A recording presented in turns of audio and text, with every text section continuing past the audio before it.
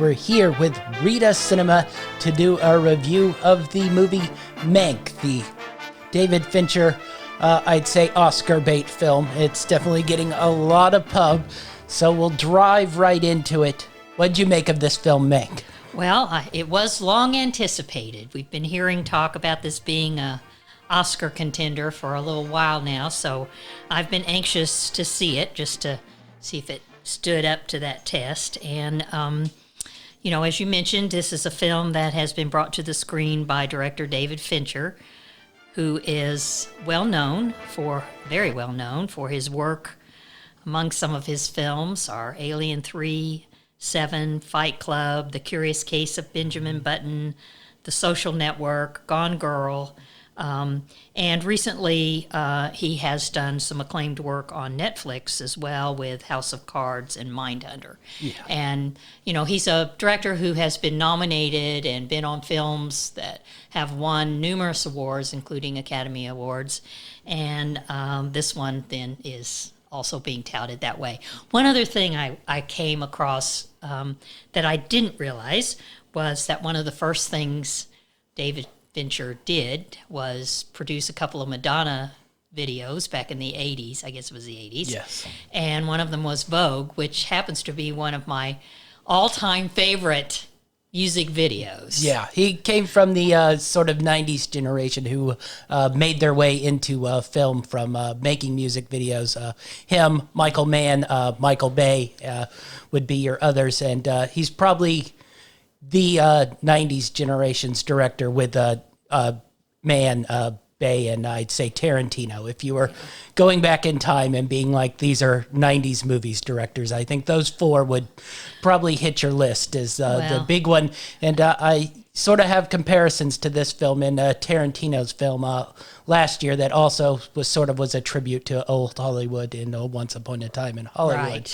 Right. You sort of got both guys, pictures. This is a very different kind of film. Yes, very different, but both they're sort of tributes to old Hollywood. Now, Tarantino's was a little later. This one's a little, actually, true old Hollywood when it's sort of kicking off into the mainstream. Well, needless to say, Fincher is one of the most acclaimed and recognized contemporary directors of film, I think. And I feel like after watching this and thinking about his movies, he does have a bit of a film noir type style to many of his films. Not dark, but at least an underbelly of darkness. Well, I think that's where I probably split. I like his dark ones. Yeah. 7, Zodiac, Fight Club, and this one sort of falls into his other side, the Benjamin Button side, the Social Network side. His more I'd say contemporary films. I think when you think about House of Cards or Mindhunter, though, those have a dark side, very dark, violent kind of side to them too. But they, I don't think you'd call them the same as like Seven or Fight Club. No, he's definitely sort of gone away from that. Other than the Gone Girl, I think sort of was a more of a throwback, though. That was more. It wasn't so sadistic like Seven or Fight Club. It was more thriller-ish. Right. All right, so let's get into... Yeah, I was going to say, I think interestingly enough, his father wrote this script. I was going to say we need to talk about Mank, don't we? His father wrote the script, and his father was a writer, journalist as well, and actually he wrote it several decades ago. And apparently, it's taken quite a while to bring it to screen. I think Netflix finally gave it the go-ahead because studios turned it down a bunch, and Netflix threw money and gave him the green light to do what he wanted. Yeah. But I went into this film, if you know anything about it, thinking it was a film about the writing of Citizen Kane. And, of course, it is a little bit. But, and, of course, Citizen Kane is often considered one of the greatest films in cinema history and has a bit of controversy around it too. But this is really, it is, the center of the story is, of course, about Herman Mankiewicz, who wrote Citizen Kane, or that's part of the controversy of who wrote it. But this film really is about him. It's about Herman Mankiewicz, and not so much about Citizen Kane. And it's really about I think it's about the contract writers who worked with the studios, and it's about old Hollywood back in the 30s and 40s, and a lot of the business and the politics of old Hollywood, and frankly, a lot of those people just weren't all that nice. This isn't a glamorous, sort of group of people. And I think it's kind of good to know that going in. It's not a film about Citizen Kane. And the reason I say that is when I've talked about this movie with people, they immediately it's like, oh, I don't like Citizen Kane, or I haven't seen it in a long time. And after I saw it, I was like, well, really, that's not the point. You don't have to. It helps to have seen it, I think. But but this is a movie about the man himself, really, and kind of the situation around him, Hollywood around him at the time. And and of course there is the underlying story of Mank and Orson Welles, and who took credit for the writing, and I think that is part of it too. But Mank is he's a fairly egotistical kind of jerk, frankly, and he's fueled by alcohol. He's an alcoholic, and I think that's part of the story. And he and other writers, contract writers at the time, are really very much in there's a big difference between them and all these powerful suits, so to speak, management type people and heads of studios in the Hollywood studios then, who and other people around them who were about the money and about making the movies successful, making their studios successful.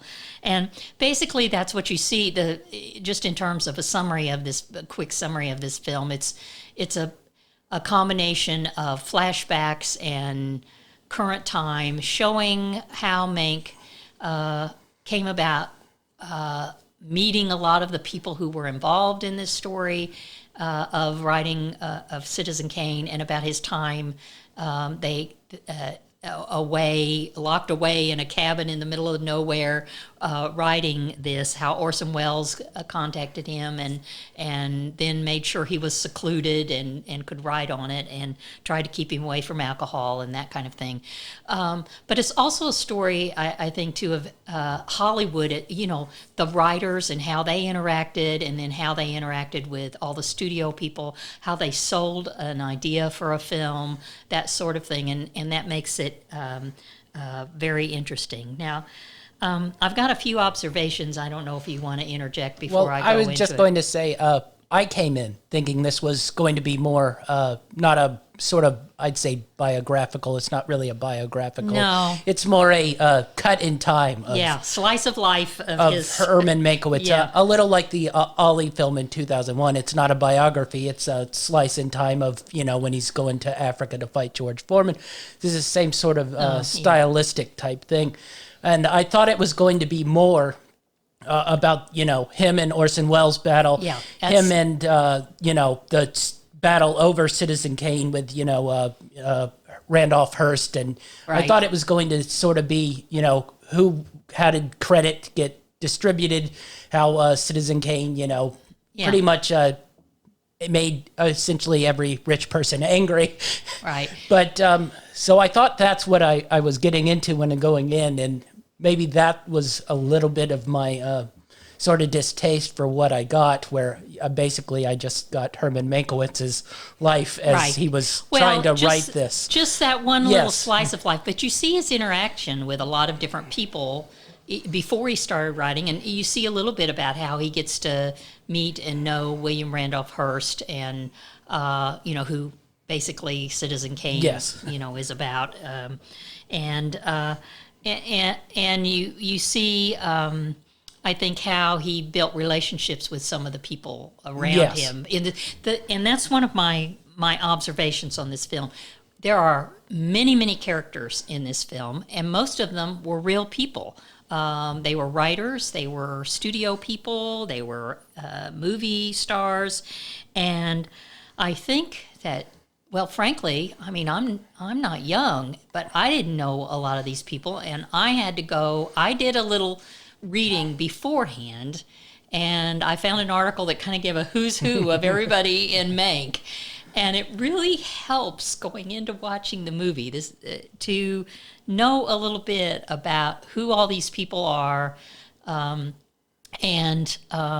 then the story means a little more if you know that. I was going to say, if you don't, you're lost. You don't really actually have to watch Citizen Kane. No, but you need to know who basically these what people you are. Probably should do is just maybe read the story of what Citizen Kane was, and then who all these people that Citizen Kane sort of affected and how it came about, and that would give you a sort of who's who of who's in this movie and what their role turned out to be. Many of them are famous script writers and journalists and writers from that time, along with the studio big wigs, know. But I don't think the average person is going to know who all these people are. I think you either have to do some background or you have to be a cinema history buff and to know. Well, I think that's where we get the full circle. Yeah. I have the cinema history, and you read up on it, and you know who was who. It helped me enormously in appreciating the movie. I don't think you really need to watch Citizen Kane. No, and in fact, it's been I have to admit, it's been a long while since I watched it, and I did not watch it before I watched Mank. Yeah. I kind of want to go back and watch it now, to tell you the truth, mostly because of the William Randolph Hearst, and that character, and also Marion Davies too. So my next observation is really about the performances, and I really did think they were superb. Gary Oldman, let's face it, he's a good actor, and he stood out playing Mank. Though I will say, I have read a couple of pieces that criticize the choice, the casting of him in the role of Herman Mankiewicz, mainly because Gary Oldman he's British. He plays an American, but in this, he doesn't do a British accent in this. He is American, but he is a British person, and very Anglo. And of course, Herman Mankiewicz was Jewish, and I think there are people who feel like it's ethnically not particularly accurate in having Gary Oldman play him. But you cannot dispute that he does just a really fine job. He's very good in the role.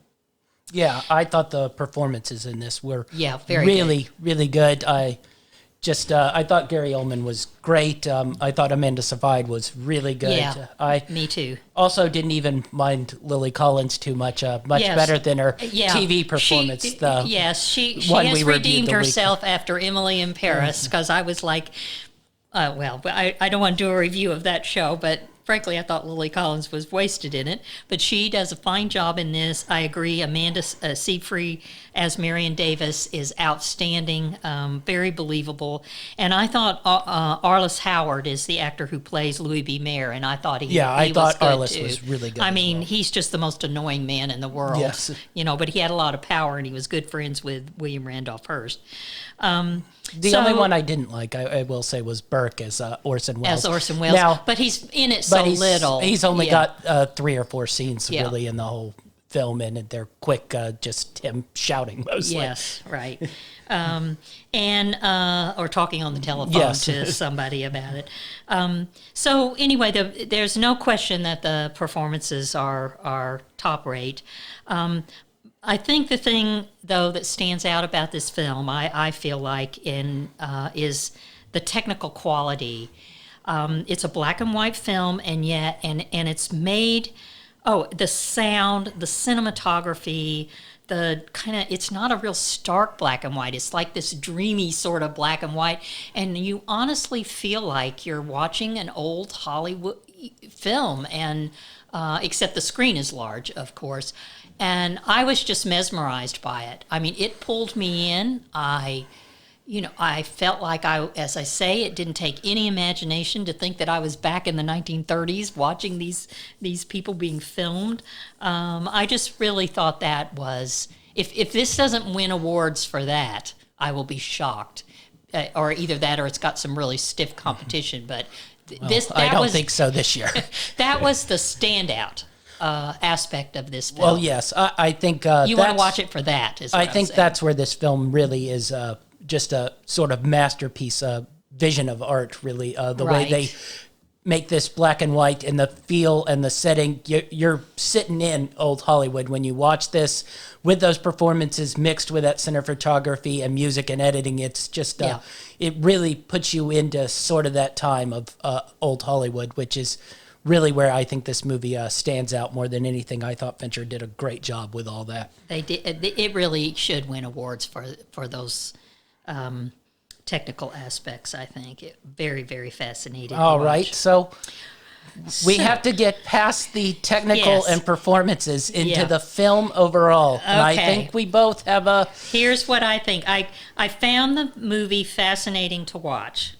It really is a nice snapshot of old Hollywood. And also, we haven't mentioned, there's a political story that goes along with it that really, I think, probably fits nicely with today's world in the sense that it's a story. I mean, it does involve William Randolph Hearst and he and Louis B. Mayer and the amount of money that rich people put into making a difference in politics, in creating fake news or fake communications, and they work toward making sure that Upton Sinclair is not elected for, I think it's governor that he's running for.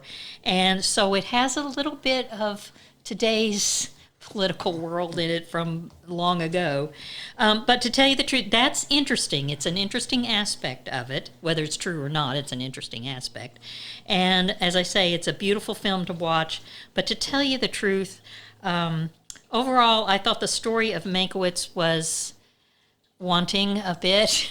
I kind of wanted to know more about him and what happened in this whole situation with he and Orson Welles. And also, I have read that despite the fact that the controversy was about Welles taking credit for the writing that Mankiewicz did, John Houseman was he worked closely with Mankiewicz and was a very good friend, and there is some question as to whether or not he did some of the writing as well and never really took credit for it. Yeah, that's what I was going to say. I think the actual interesting part of this overall story in time is the Orson Welles and Mankiewicz and John Houseman. Yes, and Houseman and everybody butting heads over who wants credit. And you have three very large egos, and I'd say really sort of assholey people, nonetheless. Well, absolutely. I mean, really. To deal with here, and they're all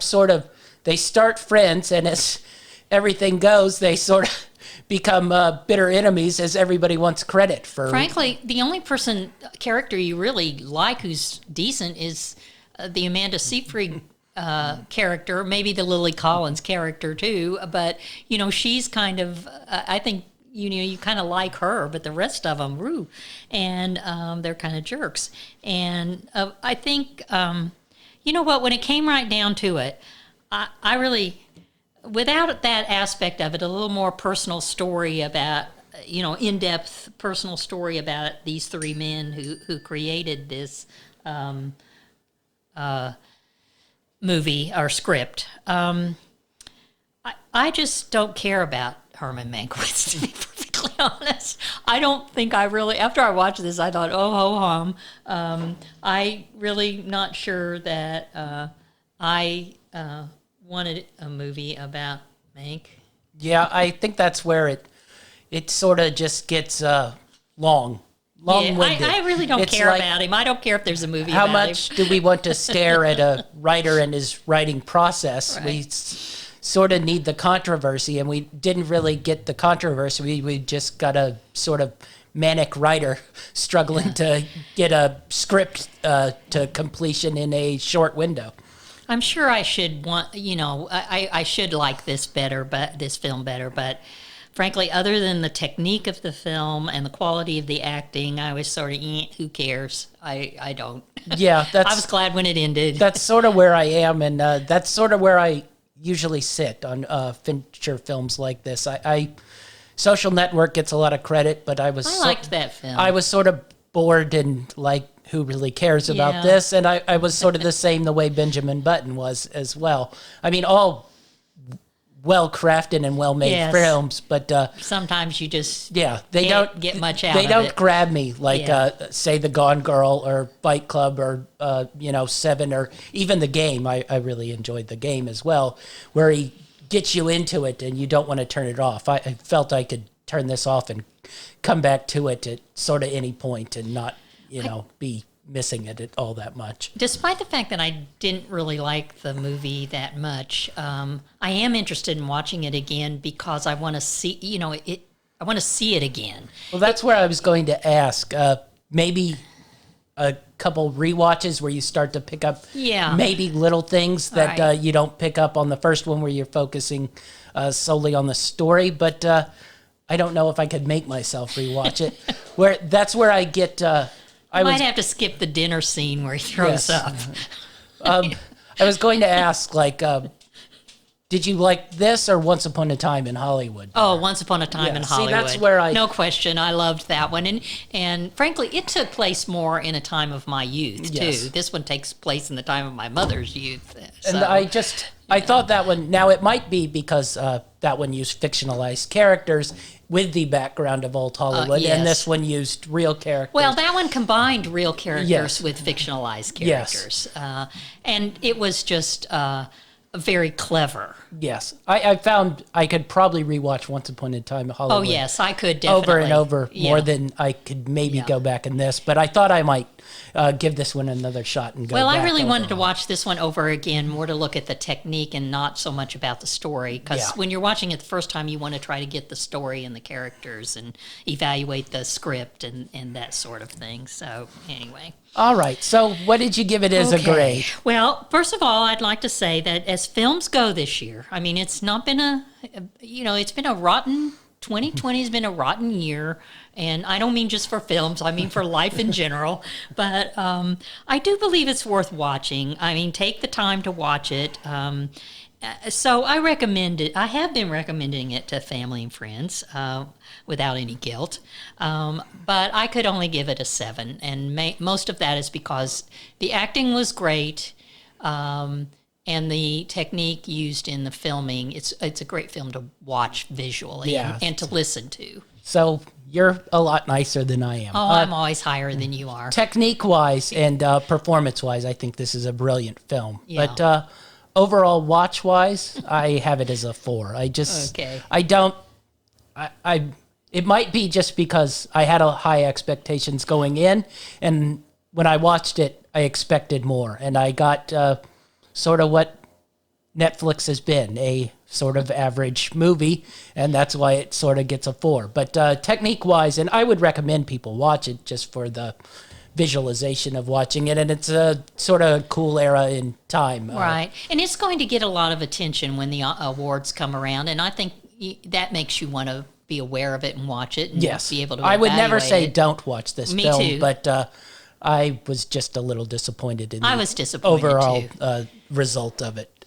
All right, so that's our show for today. We're going to watch... What are we going to watch? What did we agree? The Prom. Ryan Murphy's The Prom on Netflix next week. So be sure to take a viewing of that, and we'll have our review next week. All right.